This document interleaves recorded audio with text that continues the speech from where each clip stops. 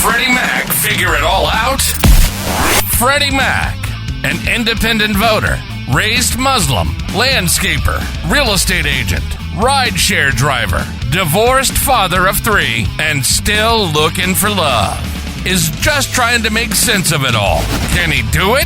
Well, he thinks he can, and he's looking for your help. From dating to politics, Freddy talks about everything. Get ready for a different take on today's hottest topics, because with Freddy Mak, not everything is black and white. Buckle up! Welcome to the Freddy Mak Show, where common sense and logic rule. All right. Hello and welcome to the Freddy Mak Show, where common sense and logic rule. I am your host, Freddy Makalaka Tack. Thank you for joining. Please check out YouTube, TikTok, and of course, Instagram. Please follow, please subscribe. Let me know what you think of my podcast. Let me know if you like something, you don't like something. Let's talk. So, as you all know, I told you before that one of my favorite topics is talking about relationships and how they work and why don't they work, and whether it's friendship relationships, family relationships. I'm going to kind of focus on, dating partnership relationships, if you will, whether they're, male and male or female and female. It doesn't really matter. It all works the same. So we're going to discuss that, of course. That's one of my favorite topics. Talk about other things, politics, and of course we're going to be talking about the Palestinians and what's going on in Gaza. But today I'm going to have my first podcast on dating and relationships, and we're going to call this "What is Love?" I thought about it and I go, that's an interesting question, because I think that everybody may have a different idea of what love is.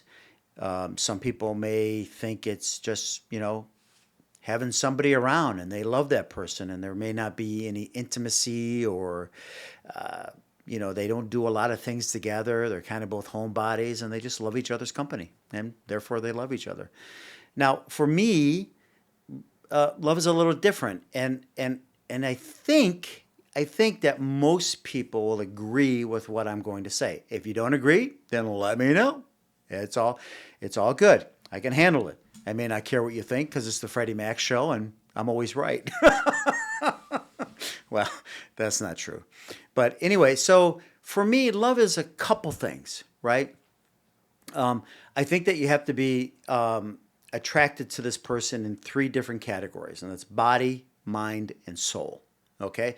And what I mean by that is, like, you have to be physically attracted to each other. It doesn't mean you have to have this perfect body and, oh my God, she's gorgeous. He's got 6-pack abs. As a matter of fact, let me touch on this. For all you women out there who are looking for the top 6-figure income, 6-pack abs, 6 feet tall, get it out of your head. Because 99% of women are looking for the 1% of men out there. It's not going to happen. You've been fed a lie that you deserve the cream of the crop, if you will. That's like me saying I'm going to get the cream of the crop, if you will. And see, I think a little bit differently, though. I think if I find somebody who's not quote unquote that supermodel or whatever, she's going to be the cream of the crop to me, period. If I love her and we're connected body, mind, and soul, I don't think about anybody else. That's my woman, period. And she is the cream of the crop, better than any other woman out there in the world. And I'm going to be focused on her and her only. And I expect the same out of my partner. So yeah, so what does it mean, body, mind, and soul? Of course, physically attracted to each other. And again, some guys like heavy women. Some women like heavy guys. They like the dad bod. So that's all personal preference. That's all personal preference. And what's in your soul? What kind of person are you? Are you a nice person? Are you kind to people? Are you good with children? And you want to get married? You want to know if you have a good heart for children? Are you good to your family? Are you, what kind of soul do you have? right? Are you willing to offer the shirt off your back if somebody is suffering? If you're, are you willing to throw $1 in a bucket for somebody who needs food that day? I've done that a million times. As a matter of fact, I've been known to go out on Christmas Day, and I go through my closet and see what I don't wear anymore, and I go out and buy some food, and I collect my change, and I go out and help people out. They're suffering, and somebody pushed back on me and said, a lot of these people are meth heads. Well, let me tell you something. You can tell who is really suffering or who is actually a meth head, if you will. So, but yeah, I'm known to throw $1 out, $5 out here if I see somebody begging for money. Let's face it, in today's society, this stuff is real. People are left homeless. Okay, that's not what I want to talk about. But the point is, what's in your soul? Okay, and then of course body. Well, it's mind and soul. That's the order. But anyway, so the mind. Now that's super important. Okay, and if you can't connect with your partner with your mind, and what I mean by that is being able to sit down and talk and understand who that person is, get down deep, what their deepest fears are, what their deepest love of something is, what are their ultimate goals, what are their 5-year goals, their 10-year goals, what is it they want to achieve physically and mentally, being able to talk this out. Okay.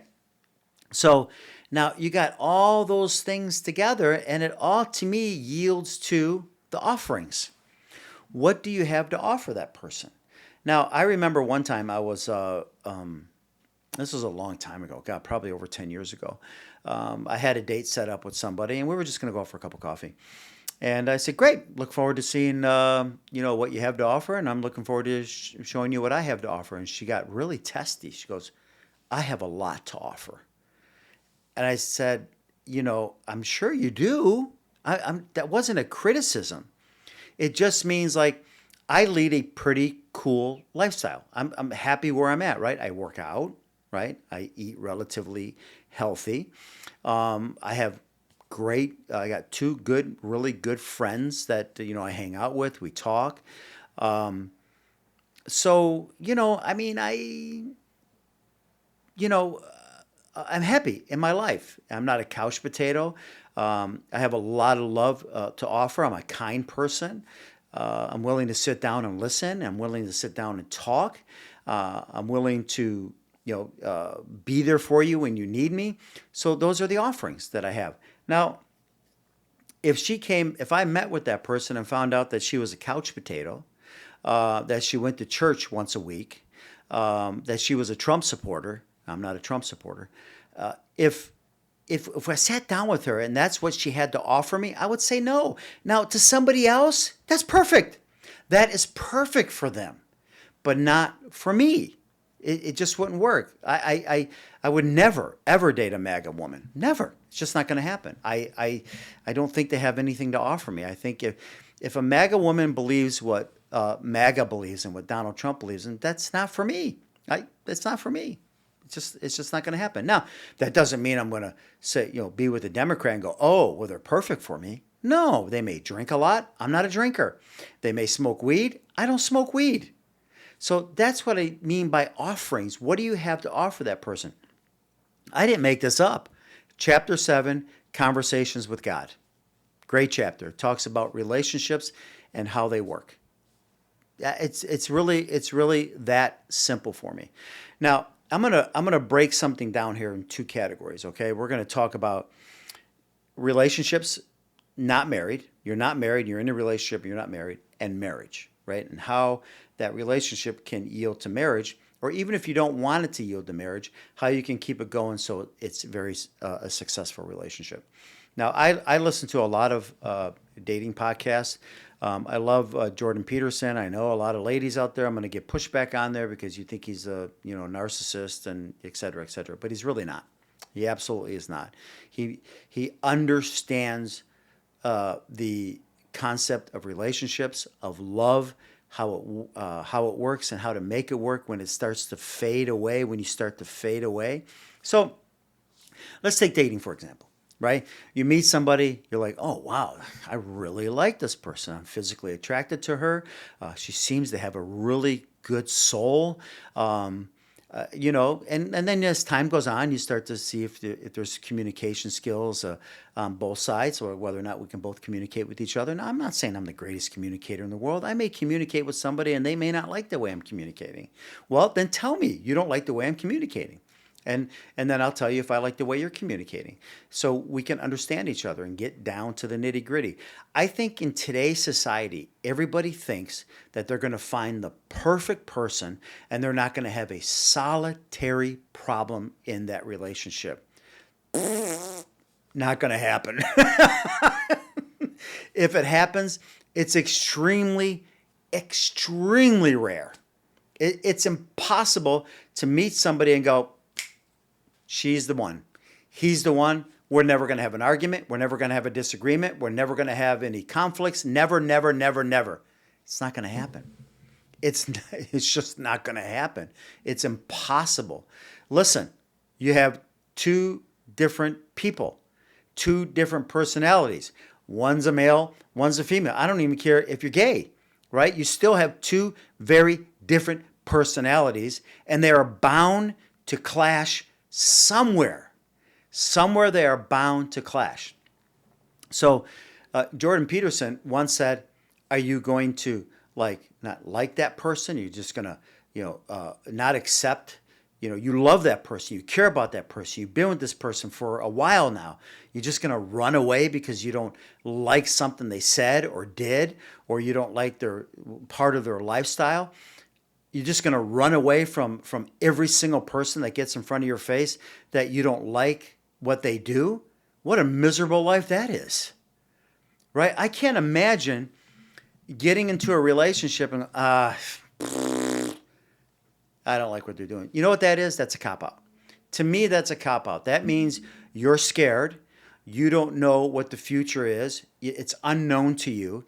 You're scared. So what you do is you run away. You put your head inside your shell and you run away. It's not healthy. If you continue doing that, you'll never find a partner. Never, ever, ever, ever find a partner. Now, I've been divorced for since 15 years now, 16 years, something like that. Yeah, long, long, long time. And I've been dating since 2009. And I can honestly say every single person, with the exception of one, and out of respect for her, we won't be talking about that topic, about what happened with us. Bottom line, what happened was just simple lack of communication. But that, we can talk about that a little bit later, or maybe not ever. Like I said, out of respect for that person, I'm just not going to get into details on what happened. As a matter of fact, there's part of me that still has hope that something might happen where we might be able to sit down and communicate, understand each other, come to a meeting of the minds, and respect each other's, personality, respect each other's mindset, right? So you can move forward. So, but I broke up with every single one of them because we just were not compatible. The offerings were not there. Nice people, very nice people, extremely nice people. And if they find a man that likes their offerings, they're going to be the happiest man in the world. They're going to be extremely happy, right? So it's important to understand those offerings. So you get into a relationship. I call it the honeymoon phase, right? You get in and you're happy and you're like, oh, so far so good. As time goes on, each person starts to notice these little quirks or little things that they don't like about them. Now, that's the test. That is the test of a relationship. I have said this for I don't know how long. Your relationship will not survive based on your similarities. Not going to happen. Your relationship will survive based on how you respect and handle your differences. Simple, right? So in a relationship, a dating relationship, if you will, non-marriage, about the 6 to 7 month area, just like a marriage, the 7-year itch, you start going, I don't like what she's doing, or I don't like what he's doing. What are you going to do? You love this person. Again, you're going to run away every single time something happens that you don't like. You're just going to run away. I'm not a runner. I know a lot of guys are runners, a lot of women are runners. I don't mean literally, like I am a runner. It used to be. I haven't ran in a while, but what a miserable life that is. How about sitting down, talking, and even writing out your goals, individual goals and couple goals, and come to a conclusion. And you have to come with clean hands. You have to come with clean hands, and you have to come in softly. Right, I know I'm not always good with that. I will admit it. I sometimes I'm just not good with that, and I try. I really do try. And for the most part, I do a pretty good job keeping calm, keeping collected. But sometimes I'm human, right? You react to that other person and what they're saying. You react to it, and it's a kind of a negative reaction. So if two couples come in smiling, positive, clean hands, you can talk and come to a conclusion. It's easy. I think it is. Okay, I think it's easy. But sometimes if the other person is not willing to do that, now I've had that happen with me where somebody wanted to sit and talk and go over, why isn't this working out? And I just laid it out. I said, here, boom, boom, boom, boom, boom. It's not going to work. It's just not going to work. And because you're in a completely different place in your life. You're still working on your divorce, even though you are divorced. You just freshly divorced. Your husband's your ex-husband is giving you a hard time. The kids are here. You got to go here. You got to go there. It's not flowing. It's just not flowing, right? It's just not flowing, and you don't see it flowing anytime soon, right? It could after my divorce. Oh, let me tell you something. I was a freaking mess. Hot mess. I had no right dating. Full disclosure, I had no right dating. I was not ready mentally to go out there. When I went out there, I know what my intention was. I didn't walk in there with clean hands. I really didn't. I walked in there with only worrying about my needs and my needs only. That was it. I wanted to satisfy my physical needs. I wanted to satisfy all other kinds of needs. I was selfish.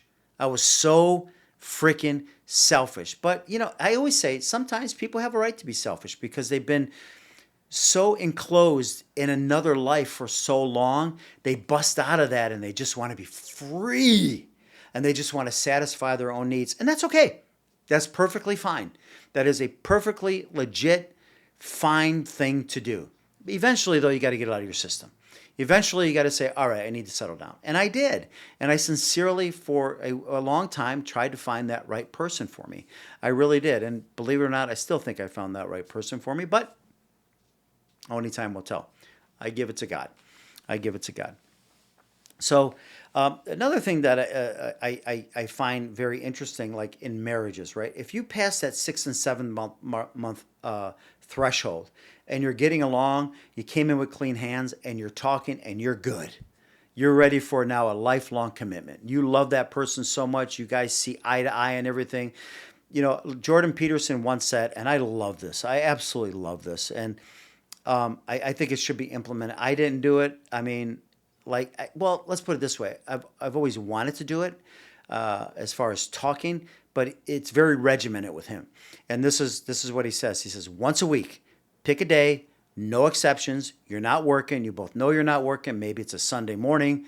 You pick a day and you sit down and you talk for 90 minutes about whatever's on your mind, whether it's good or bad, something bothered you during the week, and you thought about it, you want to put it on the table, whatever it might be. You might want to talk about the weather. You might want to talk about plans for a vacation.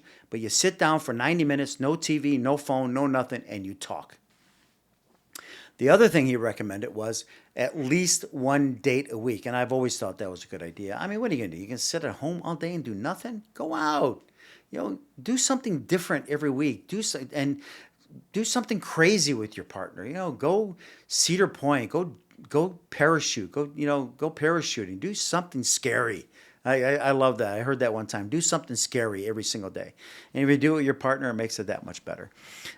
So yeah, I think it's super, super important to do that. So let's say you're there and now you're ready for that long-term commitment. You're ready for marriage, or you're ready for that. Some people do, rings as a ceremonial type of thing, but they don't like legally get married. But, for all intents and purposes, you're married. Okay. You made a commitment to each other for life. And then what happens? Right? The divorce rate, what now, is over 50%, right? There's a reason for that. People fade away from each other. And why do they fade away from each other? I'm going to tell you why they fade away from each other. Because they did not date. They did not talk. Maybe they got physically unattracted to each other. Maybe the kids got in the way. Maybe, I know I experienced, again, I'm not trying to put my ex-wife down, but she gave more attention, in my opinion, to the kids more than she gave to us, and it was rough for me for a while. And I understand. Don't get me wrong; she should show attention to the kids, right? I showed attention to the kids. I thought we were really good parents, But there were times where I wanted to go out, and all of a sudden she's got to take the kids all over the place. I'm like, well, why don't we get a babysitter and blah blah. Anyway, again, long time ago. I mean, I'm not upset about it. In my opinion, I just felt like I needed more out of my partner when it came to recognizing my needs. That's all. And I'm sure she can come back at me and say, you know what, you didn't satisfy my needs with this. Fair enough. Absolutely fair enough. So, but you get to a point, and I know exactly why our marriage didn't work. And I'm just not going to get into that. It's just not that important. It's over and done with. Been divorced for 15 years.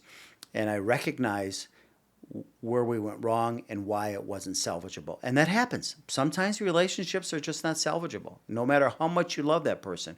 But I believe that, I don't have anything to back this stat up, but I believe that over 90% of all relationships, if you love that person, can heal by simply sitting down and talking, and even counseling. I don't know. Some people are so afraid of counseling. I don't know why. I hear it all the time from people, even to this day and age when mental health is so important, right? It's so important. People are like, voodoo. They're going to tell me something that I already know. Not really. Not really. They're gonna listen to you and try to help you organize your thoughts and try to help you understand that you don't have to think that particular way, and what it would take to actually satisfy your partner. Sometimes the things are so, I'm going to say it, stupid. It's like, why can't you do that for me? It's so tiny, but it would make me feel so good. And the same thing, she could say to me, why don't you do this for me? Fair enough. Fair enough. Absolutely fair enough. I get it. You're 100% right. That's why you sit down, talk. And as a couple, you write down your goals. You write down your goals. And maybe it might just be a physical thing. All right, you sit down and say, listen, remember when we used to be we were like in the bedroom like rabbits, right? What happened? Yeah, maybe just physically we're not attracted to each anymore. Then do the ultimate thing. Join a gym and go to a gym together. Write down your goals, what you want, how much weight you want to lose, and do it together. Just do it together. So, that's, of course, if you really, you love that person, and that's super, super important. Now, love is a funny thing. What is love, right? I know many times, with my last partner, I fell in love with her several times. It doesn't mean I fell out of love with her, but I felt that love feeling several times because of things that she said or did, or I noticed things about her past that that when I wasn't with her, but I noticed things about her past, how she was recognized at work, or how her kids love her, and it just made me fall in love with this woman all over again. It was a good feeling. It didn't mean that I fell out of love with her. It just means you had that feeling of falling in love again with that person. So, and I know that some people have had hard times in their life, and sometimes they feel like I don't deserve love. I'm going to call bullshit. Everybody in this world deserves love. Everybody in this world deserves respect. Everybody in this world deserves the truth from your partner.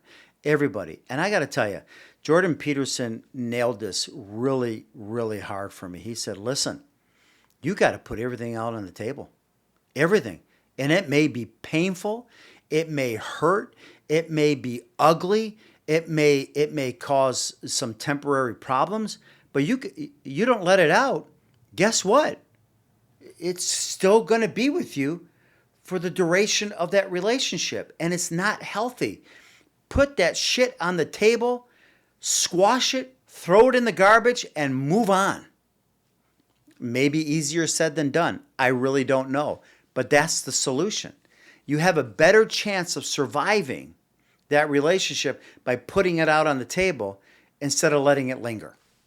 Because other components will start coming in and other things, and then it just starts piling. And then all of a sudden, you're just like yelling and screaming, and I'm out of here. I hate you. I don't want to be with you, and blah, blah, blah, blah, blah. When something happens, put it on the table immediately. Forgiveness is the ultimate form of love. Ultimate form of love. So when people say, oh, I don't deserve love, I've had a bad life, I don't know what love is, I don't deserve love, I don't deserve this. Some people might say, oh my God, I'm damaged for life. I used to think that there was a time where I thought that this is the cards that God gave me. I'm just going to be miserable all my life. I'm never going to find my soulmate. It's bullshit. It's just bullshit. It's all fucking bullshit. Everybody deserves love. So if your car breaks down, is it damaged forever? No, it's fixable. You go to a mechanic and you get it fixed. Okay? If you don't think your love is fixable, go to a therapist. So that's what I did with my ex-wife. We went to a therapist and I literally sat there like this. Did I say wife? Ex-wife. I don't think I said wife. I haven't said that in a while. Whoa, if I did, I'm going to have to play that back and listen to what I said. So I was sitting there like this, and the lady said, why are you here? I said, I don't know. He goes, do you want to work on your marriage? I said, nope, done. I was done. I was absolutely done. I didn't think that it was salvageable. And again, I truly believe that this 50% can easily go down to 10%. If people just sit and talk and remember why you got married, remember how much you love that person, and remember what your goals were, and remember those vows. Listen, when I said till death do us part, I really meant it. And then things just started happening that I thought honestly were just not reversible, and it was over and done with. But I can honestly say I probably wasn't happy for a long time, but I made those vows. I made those. I think I said vowels, like the letter. Anyway, I made those vows, and right now at my age, if I were to make that kind of commitment till death do us part, it's a little more serious, right? Because you know damn well that I'm 61 years old. I'm on this earth for another 15, 20 years. If I follow the footsteps of my father, well, I'm good to go. I got 40 more years left, 30 more years left. So, but when you say yes to death do us part, and then you end up breaking up, especially without trying, well, that meant nothing. I hear people nowadays, it's disgusting. Well, if it doesn't work out, I can always get a divorce. Well, then you're lying. You're lying to yourself. You're lying to your partner. You didn't mean it when you said till death do us part. You didn't mean it, right? So I truly believe, I don't have any stats to back this up. This podcast is about common sense and logic and critically thinking. I truly believe that if you find that person that you married, whether it be physical, whether it be in the soul, whether it be in the mind, when you connect with that person again, that person that you were with, that you fell in love with, I think you can fix it. I think it's fixable. I think anything's fixable. I don't think anything is damaged so bad that it can't be fixable. I mean, of course, unless there's, physical violence, or, somebody, murdered a family member, or, so, the partner is abusive to your kids, or, your kids together. Of course, there's some exceptions. I mean, let's not be silly. But, yeah, we're just not getting along anymore because, I don't know, she's always nagging and he comes home and he doesn't do anything. Well, fix it. Fix it, for God's sake. Fix it. Sit down and talk and stop nagging. Listen, I'm in the landscaping business, right? And I got to tell you, man, I can tell right off the bat if couples are happy and whether or not they're going to get divorced. They come out and go, my husband said, just their demeanor, or the man. Yeah, my wife, I don't know, man. She said, dude, you could just tell by their demeanor. They're not happy. They're not happy. So what's the option? Stay miserable until you die, or go get help and bring that spark back? It's possible. It happens all the time. It happens all the time. I've heard of stories where people were ready to break it off within 5 years, and they end up getting counseling, remember why they got married, having kids, and happy as can be. So and you got to get married for the right reasons, right? I mean, you really do. I personally know somebody who absolutely positively got married for money. And, I know it personally, but you see it all the time, right? Especially, you see these young, beautiful women marrying these old men who are 70, 80 years old, and they're marrying for the money. That's not true love. That's not love. So what is love, right? What is love? Love is not settling. Love is talking. Love is connecting with your body, your mind, and your soul. Love is accepting the offerings that person has for you. Well, let me rephrase that. You don't have to accept an offering if that person is doing something that you don't like. Let's say he's a smoker. He offers you, coming into this relationship, being a smoker. Well, you don't have to accept that. You don't have to accept it. I would never date a smoker. Now, some women might say, occasionally I have a cigar. They may say, nope. How often? I don't know. Maybe once a month, once every 6 months. Guys want to go out and, sit on a patio and, have a cigar. I don't know. Or we're celebrating. We're going to a wedding and somebody has cigars and they're like, nope, disgusting. Nope, not going to have this. Okay. Then what I'm offering you is not going to happen. Okay. So I know my last partner used to. I'm going to tell a funny story. This is great. I never ever smoked in front of her except for one time. I don't know if it was her idea or my idea. It was her idea to take pictures. I don't know if it was my idea. Hey, do you mind if I have one? We're at a beach right now, beautiful sunset.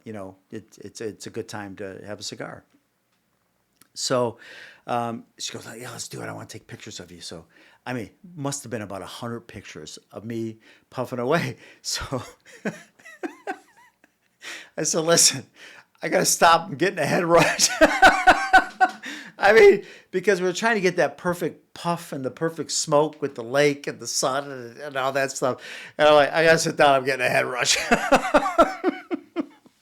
So that was the funny moment. So very, very funny moment. So yeah, love is interesting. And, I don't think that you can fall out of love. I think if you fall out of love, then you may have not really been in love with that person. That's just my opinion. So that's my opinion.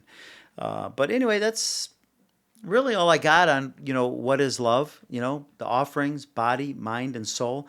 And the most important thing in the world is communication and showing loyalty to your partner.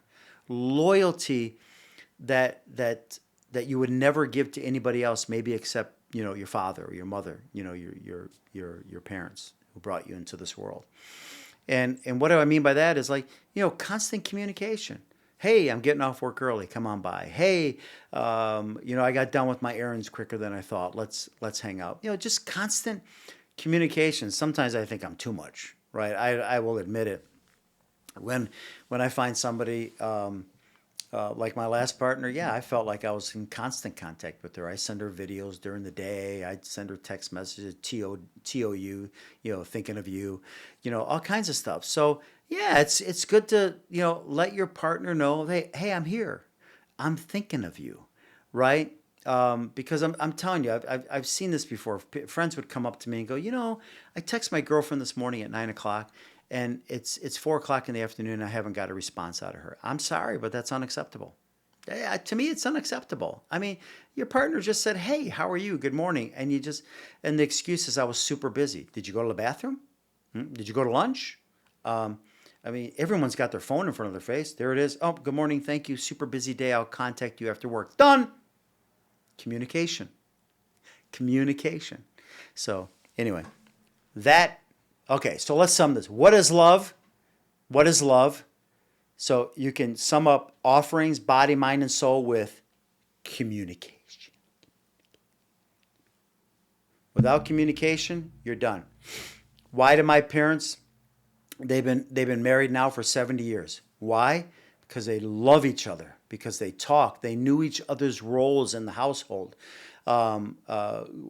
what they were supposed to do in that house. They had, it's cultural too, because they're Muslim, they're Lebanese, so it's very cultural on how that relationship develops. My father worked, my mother stayed home, raised us, she cooked, and she loved it. If you ask her to this day, does she love her life? She'll say absolutely. Did you ever feel like, the women's lib movement that you should have, like, I'm going to go find a job, you go cook yourself? She'll never say that. Never.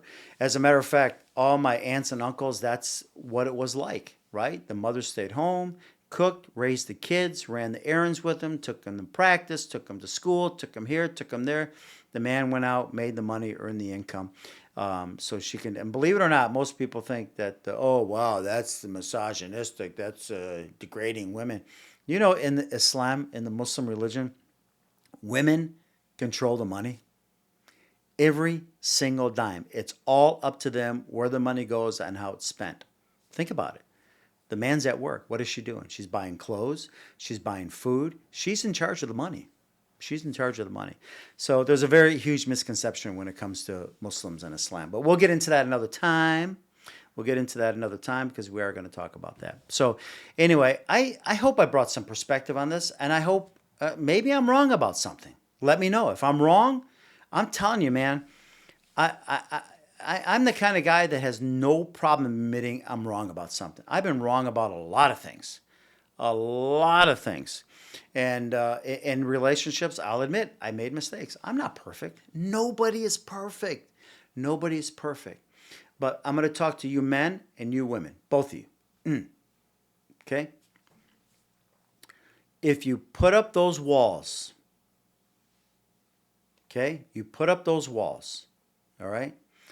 You run away from everything and you don't communicate, and then you turn around and blame the other person for what happened. It's not going to work. My point is communication, okay, which we talked about here, right? Communication is body, mind, and soul, and offerings, okay? It's super, super important. And now, guess what I did? For those of you who listen to me, I lost my train of thought. What are you going to do? Yeah, the wall. I guess I was saying the walls. If you're gonna run away and hide and do it, it's just not gonna work. It's not sustainable. It's just not sustainable.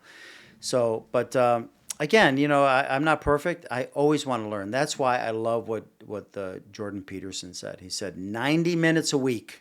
That's it. 90 minutes a week. Set a time. No exceptions.